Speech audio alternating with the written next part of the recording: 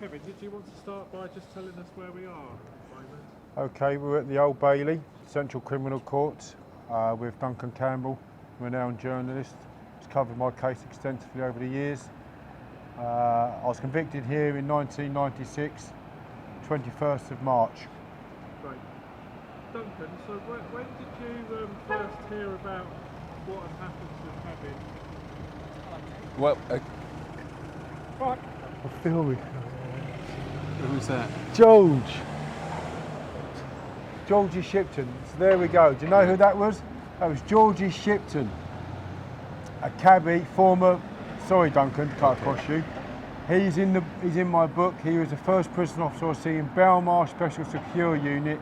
He opened my door. Said, "Hello, Kevin. Pleased to meet you, Georgie Shipton." Okay.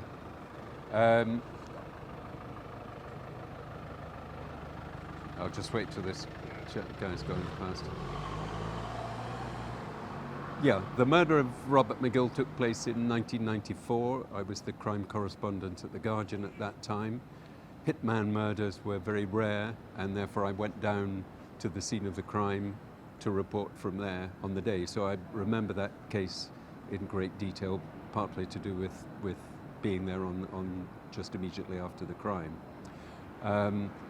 After that, it was a while before the arrests, and a long time after that. It was nearly 2 years before the trials took place. And by the time Kevin was in touch with The Guardian, with a colleague of mine,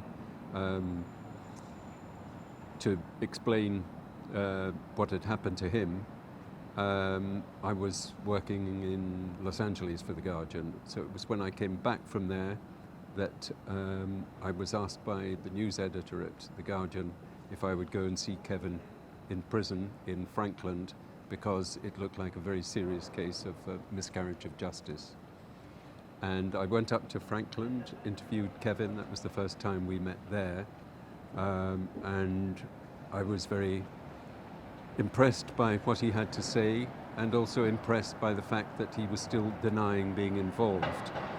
If you deny being involved in a murder case, you remain much longer in prison than if you admit it, because you're deemed to be a denier, and therefore somebody who hasn't come to terms with their crime.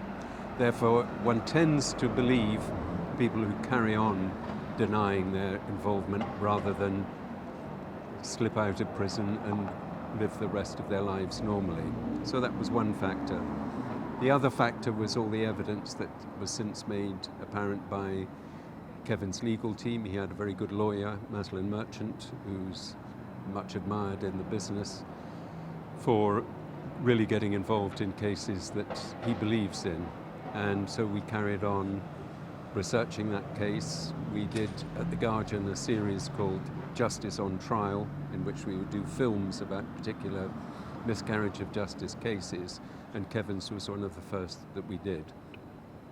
Since then, we've covered the case on many occasions, and most recently when Kevin came out of prison, having been recalled from his parole on bogus grounds. And so it's coming up for nearly 30 years since the actual murder took place, to what we're now looking at, which is the possibility of another appeal at the Court of Appeal. Okay? Really good that. Yeah. So, and then did you want to go somewhere? What Kevin Lane would have to do now in order to clear his name is go back to the Court of Appeal. This is always a complicated process. Up until 1997, I think, when a board called the Criminal Cases Review Commission was set up, it was up to the lawyers representing somebody believed to be a victim of miscarriage of justice to find fresh evidence, stuff that was not available at the time of the trial, and stuff that could either lead to a retrial or a complete acquittal. For Kevin, he now has to come up with new evidence that he didn't come up with for the previous appeal, and that's what he now believes he has.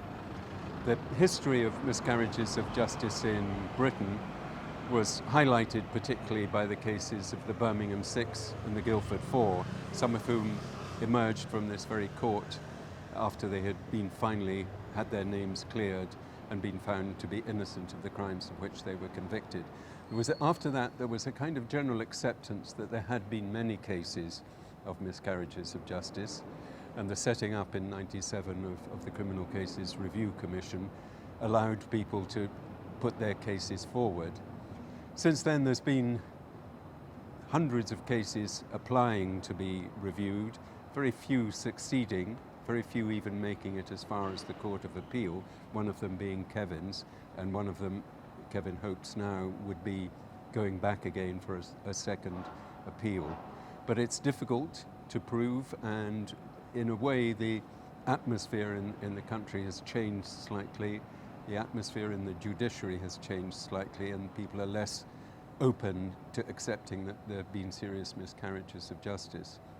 There's been a series, most recently at the Court of Appeal, involving young black men who were falsely convicted of mugging offences in the 1970s in London. And that has kind of reminded people that there are some miscarriages of justice that aren't rectified for nearly 50 years in their case. And although Kevin's case is now coming up to nearly 30 years, there is still hope, I think, on behalf of him and his legal team that his case will be reviewed again at the Court of Appeal and he will have his name cleared. Okay? Right.